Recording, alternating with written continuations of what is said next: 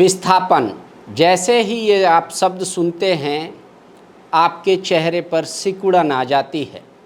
विस्थापन ऐसे कई तरह के होते हैं। कोई बाय चॉइस, मान लीजिए आज भारत का आदमी किसी अच्छी नौकरी की तलाश में या अच्छी नौकरी पाने के बाद विदेश चला गया, वो भी एक तरह का विस्थापन है, लेकिन वो सुखद है। कोई दूसरे राज्यों में गया और वहाँ इस्टेब्लिश हुआ, खुद को एक नया मुकाम पहुँचाया, ये भी एक विस्थापन है। एक विस्थापन अल्पकालिक होता है, जैसे मान लीजिए कि आप कहीं हैं और प्राकृतिक आपदा आ गई और आपको थोड़े समय के लिए हटना पड़ा, तो वो भी एक विस्थापन है। लेकिन जो आज़ादी के पहले से झारखंड इसकी दंश झेल रहा है और जिसकी मांग हो रही थी कि विस्थापन और विस्थापितों के लिए एक आयोग बनना चाहिए। हालांकि देश आज़ादी के पहले जो माइनिंग होता था वो निजी सेक्टर में था। देश आज़ादी के साथ ही इसका सरकारीकरण हुआ और सारी कोयला कंपनियां आ गई। उसके बाद हम लोग माइनिंग के सेक्टर में तो बढ़े, बहुत तेज़ी से आगे, लेकिन जितनी तेज़ी से हम आगे बढ़े लोगों को विस्थापित करते चले गए। गांव के गांव उजड़ गए। आज लोग कहाँ हैं, उनके वंशज कहाँ हैं, वो नहीं पता। जैसे आपको याद होगा कि आसाम में भी झारखंड के लोग रहते हैं, उनको उस समय सरकार लेकर गई थी और बड़े पैमाने पर बसाई थी। आज भी वहाँ आदिवासी का दर्जा उन्हें नहीं मिला है, वो भी एक विस्थापन है।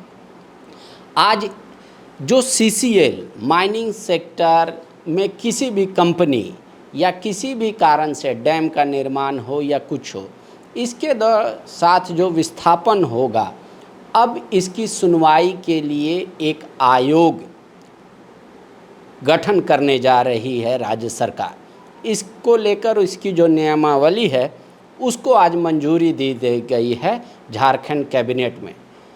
अगर आप बात करें आज़ादी के बाद से ही, तो तीसरी पीढ़ी है जो अपने ज़मीन, जो गई हुई उनकी ज़मीन है, उस पे उनको न्याय नहीं मिला, उसकी ठोकर खा रहे हैं हर जगह, और वो हर जगह इसकी डिमांड कर रहे थे।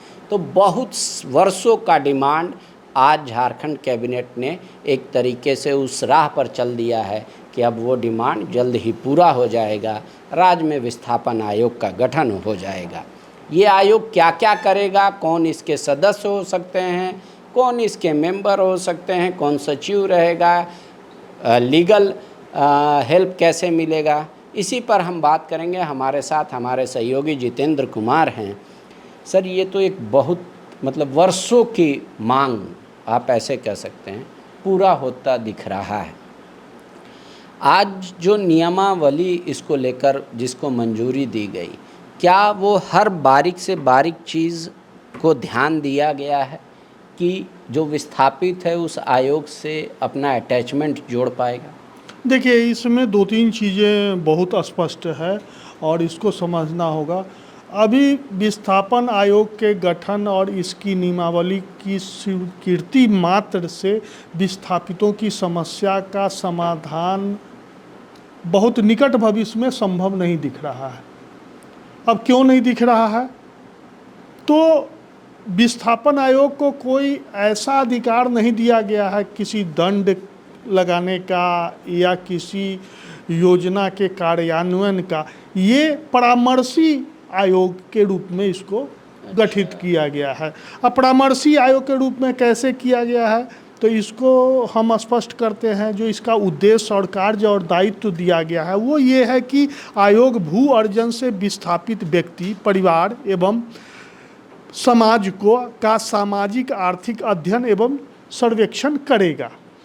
सामाजिक रूप से पिछड़े व्यक्ति, परिवार या समुदाय की पहचान करेगा, उस क्षेत्र की पहचान करेगा और उसके पुनर्वास का सुझाव देगा सरकार को। तो अब और फिर उसके जो आंकड़े हैं वो कोई सरकारी योजना जब बन रही होगी तो उसमें वो आंकड़ा जो चाहेगा आयोग से प्राप्त करेगा, ताकि उस इलाके में उस आंकड़े के आधार पर वो अपनी योजना को बेहतर ढंग से कार्यान्वित कर सके और कम से कम लोग विस्थापित हों। तो सुझाव देने का मतलब ये हो गया, जो सरकार को सुझाव देगा आयोग, फिर जो सुविधा या मतलब रियायत या जो विस्थापित हैं उनके लिए कोई निर्णय फिर वो सरकार के पाले में ही आएगा। तो आयोग क्या पुराने मामले जो पुराने विस्थापन जहाँ हुए हैं उस को लेकर भी सरकार को सलाह दे सकता है, या जब आयोग गठित हो जाएगा उसके बाद का ही सिर्फ ये मामला देखेगा? नहीं, आयोग जो है वो पूरे विस्थापन के मामले को देखेगा, वो कभी भी हुआ कभी भी हुआ है। अब मान लीजिए स्वर्ण रेखा नदी स्वर्ण रेखा परियोजना जो है उससे बनने के बाद वहाँ जो विस्थापित हुए और विस्थापित जो लोग हुए उनको क्या मिलना था और क्या मिला नहीं मिला, कितनी नौकरी मिली नहीं मिली, मतलब आज उनकी आर्थिक स्थिति क्या है, सामाजिक स्थिति क्या है, या किसी क्षेत्र में अगर कोई नया परियोजना शुरू होने जा रहा है तो वहाँ कितने लोग विस्थापित होंगे, उन पर क्या असर पड़ेगा और विस्थापितों को बेहतर पुनर्वास के लिए सरकार को क्या करना चाहिए, ये सारा सुझाव देगा। तो 2013 का भूमि अधिग्रहण कानून में भी था कि सोशल इम्पैक्ट जरूरी है, उसका रिव्यू करना। तो एक तरीके से सोशल इम्पैक्ट का रिव्यू कर सकती है अब ये आयोग कि भाई उसका अगर ये चीज़ अमुक जगह माइनिंग हुआ या फैक्ट्री लगा तो विस्थापित हुआ तो इसका क्या होगा इम्पैक्ट और इसको क्या करना चाहिए। हाँ, मतलब सरकार को कितने लोग विस्थापित हुए, कौन लोग विस्थापित हुए और उनके बेहतर जीवन यापन के लिए या बेहतर जीवन के लिए सरकार को क्या करना चाहिए, इसका वो सुझाव देगा। आयोग में अध्यक्ष, सदस्य, सचिव ये कौन कौन से हो सकते हैं और उनका टेन्योर कितना वर्ष का होगा? देखिए, इसमें क्लियर किया गया है जो सामाजिक क्षेत्र में और सामुदायिक विकास कार्यक्रमों से जुड़े और पुनर्वास के क्षेत्र में काम करने वाले कम से कम 10 वर्ष का जो काम करने वाला व्यक्ति होगा, ये इसका अध्यक्ष होगा अनुभव के तहत। और दूसरा, एक प्रशासनिक क्षेत्र से और एक विधि के क्षेत्र से एक एक सदस्य होंगे। संयुक्त सचिव स्तर का रिटायर्ड अधिकारी इसका एक सदस्य होगा। दूसरा, डिस्ट्रिक्ट जज रैंक का कोई भी जो जज हैं रिटायर्ड हैं वो इसके सदस्य होंगे दूसरे। इसके अलावा अगर ज़रूरत समझे आयोग या सरकार तो इसमें 3 सदस्यों की और नियुक्ति होगी।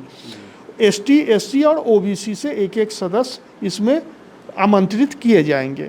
उसके बाद आयोग में संबंधित जिस इलाके में विस्थापन हुआ है या हो रहा है उस क्षेत्र का डीसी, उस जिले का डीसी, जिला परिषद का अध्यक्ष, प्रखंड प्रमुख, संबंधित मानकी मुंडा जो हैं उस इलाके के, वो भी इसके सदस्य होंगे। तो वो तो पार्टिकुलर उस केस के लिए होंगे कि जिस क्षेत्र में जाएंगे। तो इनकी अवधि कितनी होगी, कितने वर्ष के लिए इनको नियुक्त किया जाएगा? इनकी अवधि तो अभी 3 साल की है। अच्छा। जो ये अध्यक्ष बनेंगे वो 3 साल का है, लेकिन आयोग जो है वो परमानेंट रहेगा। सदस्य और अध्यक्ष दोनों की 3-3 साल के लिए? हाँ, 3-3 साल की नियुक्ति है। इनको जो वेतन दिया जाएगा, भुगतान, वो किस स्तर का अधिकारियों के बराबर का वेतन रहेगा या मानदेय रहेगा, क्या कुछ कहा? देखिए, वेतन का अभी नियमावली में जिक्र नहीं है, सिर्फ यही कहा गया है कि सरकार आयोग को समय समय पर अनुदान देगी। अनुदान का मतलब जो उसका जो खर्च होगा वो सरकार उसको की भरपाई करेगा। मान लीजिए उसके सदस्य हैं या उसके यात्रा में या उसको सर्वेक्षण में, तरह तरह का उसको सर्वेक्षण है या कहीं स्थल निरीक्षण करना होगा, तो इस तरह का जो काम होगा उस पर जो आयोग का खर्च होगा वो सरकार वहन करेगी।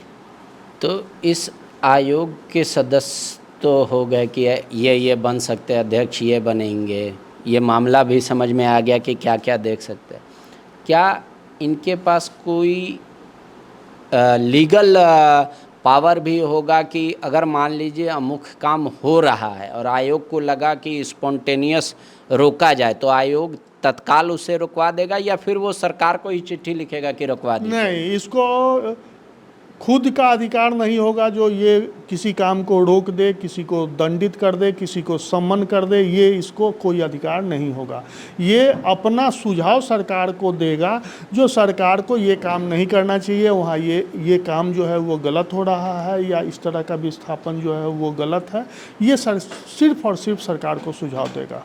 इसीलिए हमने शुरू में ही कहा कि फिर थोड़ा सा मकर जाल इसमें बचा हुआ है। अब फिर सरकार को सुझाव देगा, सरकार की वही लेकिन इस बात से खुश होना चाहिए कि कम से कम रास्ता तो निकला, फिर बाद में संशोधन होता रहेगा। बिल्कुल, एक रास्ता निकला, बात आगे बढ़ी है। अब जैसे कि बात इस रूप से भी आप समझ सकते हैं कि जुलाई 2024 में ही कैबिनेट ने 99 आयोग के गठन का फैसला कर लिया था। लगभग 1 साल के बाद अब आयोग का गठन तो हो गया, नियमावली तो बन गई। अब एक ही काम बचा हुआ है, वो आयोग के अध्यक्ष सदस्यों की नियुक्ति करना। वो भी सरकार जल्दी कर दे, आयोग फंक्शनल हो जाए तो उसका फिर धीरे धीरे लाभ मिलेगा। जहाँ का कमी है वो तो हर नियम में, भारत के संविधान में भी लगातार संशोधन होते रहा है, ज़रूरत के अनुसार उसमें संशोधन किया जाता है। क्या इसमें और कुछ टर्म्स कंडीशन जोड़ा गया है? मान लीजिए एक अमुक आदमी अपनी पीड़ा को लेकर जाता है, दरखास्त देता है, तो उसका भी कोई टाइम लिमिट अभी से बांध दिया गया है कि आयोग इतने दिन में एक मामले की सुनवाई कर लेगा या सलाह दे देगा, कोई ऐसा? नहीं, ये टाइम इसमें नहीं है। लेकिन कोई भी जो विस्थापित है, मान लीजिए कोई विस्थापित हुआ है, उसको जो मिलना चाहिए था सरकार से मुआवजा, नौकरी, तो वो तो विस्थापन आयोग के सामने अपना पक्ष रखेगा ही रखेगा। और उस पर फिर आयोग को देखना है, जो वो व्यक्ति जो कह रहा है वो कितना सही और गलत है, उसके अनुरूप वो सरकार को सुझाव देगा। ठीक है। इसके अलावा इस जो पूरे नियमावली में कोई ऐसी बात है जो और इंगित करनी चाहिए हम लोगों को, दर्शकों को, और एलोबरेट करके बताना चाहिए? नहीं, नियमावली में तो और इससे इतर कोई विशेष बात नहीं है। और सरकारी भाषा का उपयोग है, जैसे अब कहा गया है, जैसे यहाँ NTPC, NHAI, CCL, BCL जैसे कई कंपनियां हैं जो खनन का काम कर रही है, अपनी परियोजना को कार्यान्वित कर रही है। इससे लाखों लाख लोग विस्थापित हो रहे हैं। उन विस्थापितों के लिए कोई ऐसा मंच नहीं था, कहीं कोई ऐसा जगह नहीं था जहां पर आयोग जाए। वर्षों से आयोग गठन की मांग होती रही। इसी तरह की बातें हैं इसमें। इसके अलावा कैबिनेट ने और कौन कौन से महत्वपूर्ण निर्णय पर आज फैसला किया है, थोड़ा संक्षेप में बताइएगा। देखिए, 2-3 बहुत महत्वपूर्ण फैसला है। एक तो JSSC के एग्ज़ाम से जुड़ा हुआ। पहले JSSC ने एक ही एग्ज़ाम के माध्यम से प्रतियोगिता परीक्षा का आयोजन करता था और रिजल्ट प्रकाशित करके सफल अभ्यर्थियों की सूची जारी करता था। अब 2 परीक्षाएं होंगी, मतलब पहले जैसे होता था। अब एक पहले PT होगा, दूसरा मेंस होगा। अगर 50,000 से कम आवेदन आए किसी प्रतियोगिता परीक्षा के लिए तो उसमें एक ही परीक्षा होगी, सिर्फ मेंस की। तो एक ये बदलाव है। एक बहुत दिनों से मामला, पेचीदा मामला था, उसको भी आज सरकार ने सुलझाया है। वो है मदरसा और संस्कृत पुरस्कृत जो विद्यालय हैं उसको सरकार ने पेंशन देने का फैसला किया था। लेकिन पेंशन देने के फैसला के बाद भी उनको पेंशन इसलिए नहीं मिल रहा था, जो उन लोगों का वेतन का भुगतान ट्रेजरी से नहीं होता है। तो ट्रेजरी से नहीं होने के कारण उसको सरकारी कर्मचारी ही नहीं माना जा रहा था। तो उसमें वित्तीय नियमों का बहुत विसंगति थी और उसको करने में, उनके पेंशन भुगतान को लागू करने में बहुत तरह की परेशानी हो रही थी। नियम कानून, कहीं किसी नियम को शिथिल करना था, कहीं नए नियम का ये करना था। उसको सरकार ने आज स्वीकृति दे दी। तो अब क्या उनको ट्रेजरी से मिलेगा उनका वेतन और पेंशन दोनों, या फिर आपको कोई दूसरा रास्ता निकाला गया है? नहीं, अब तो पेंशन जब मिलेगा तो ट्रेजरी से ही मिलेगा। और वेतन ट्रेजरी से मिलेगा कि नहीं मिलेगा ये हम नहीं देख पाए हैं, नहीं समझ पाए हैं। लेकिन पेंशन तो जब भी मिलेगा तो बैंक से, ट्रेजरी अब तो ट्रेजरी से नहीं बैंक से मिलता है, तो ट्रेजरी के माध्यम से ही जाता है। इसके अलावा 1-2 और फैसले हैं। अब जैसे मुंबई में जो नवी मुंबई में झारखंड भवन बन रहा है, उसके लिए लगभग 160 करोड़ की स्वीकृति दी गई है। और मुख्यमंत्री जब बाहर निकले तो उन्होंने यह भी बताया कि तेलंगाना की सरकार ने भी हमको ज़मीन उपलब्ध कराने का आश्वासन दिया है, तो तेलंगाना में भी हम झारखंड भवन बनाएंगे। तमिलनाडु में पहले से सरकार एक ज़मीन हमको दे चुकी है, वहाँ झारखंड भवन बनेगा। इसके अलावा तमिलनाडु की सरकार ने हमको एक और ज़मीन देने का आश्वासन दिया है। जैसे इलाज के लिए लोग जाते हैं। तो जिस इलाके में लोग इलाज के लिए जाते हैं उस इलाके में ठहरने के लिए एक झारखंड भवन का निर्माण किया जाएगा।